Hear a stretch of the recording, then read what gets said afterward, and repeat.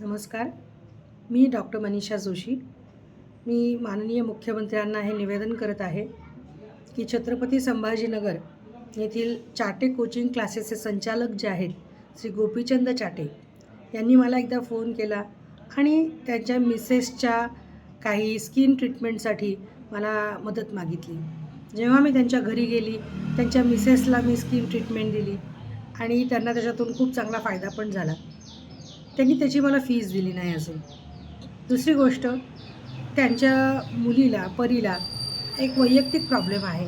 त्यासाठी त्यांना मुंबईतनं काही वेगळ्या एक्सपर्ट लोकांची सल्ला आणि सेवा हवी होती. ती सेवा मी त्यांना मिळवून दिली. शिवाय मी माझं पण मेंदूवरचं रिसर्च जे आहे त्यांच्यासोबत शेअर केलं आणि त्यांच्या मुलीला मी ती सेवा अतिशय उत्कृष्टपणे दिली. पण त्याची पण फीस त्यांनी मला दिली नाही.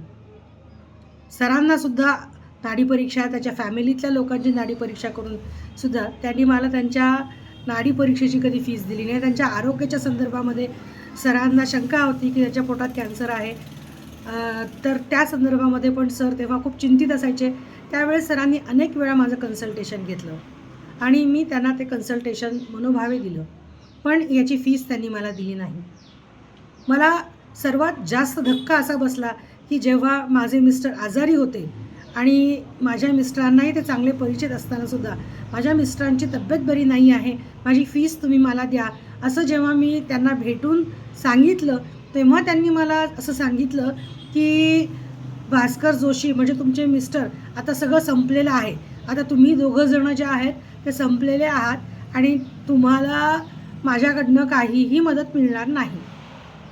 मी त्यांना म्हटलं, मला मदत नको आहे, मी तुम्हाला जी सेवा दिली आहे त्याचं मला मूल्य पाहिजे आहे. ठीक आहे, मी तुम्हाला उद्या 12 वाजता ते मूल्य देतो, असं त्यांनी या तडजोडीवर ते आले. पण त्यावेळेस त्यांनी माझ्याविषयी, माझ्या मिस्टरांविषयी जे अपमानास्पद शब्द वापरले आणि ज्या पद्धतीने आमची अतिशय हेलावणी करणारे आणि अतिशय अपमानास्पद असे वागणूक दिली, बदनामी केली, कारस्थान केलं. आणि ह्या सर्व संदर्भामध्ये माझी माननीय मुख्यमंत्र्यांना अशी विनंती आहे की त्यांनी मला 1,00,000 रुपये माझी फीस जी आहे ती परत द्यावी. आणि माझी 1,00,000 रुपये फीस जी आहे ती माझी फीस दिल्यानंतर माझी आणि माझ्या मिस्टरांची त्यांनी माफी मागावी, अशी माझी माननीय मुख्यमंत्र्यांना विनंती आहे.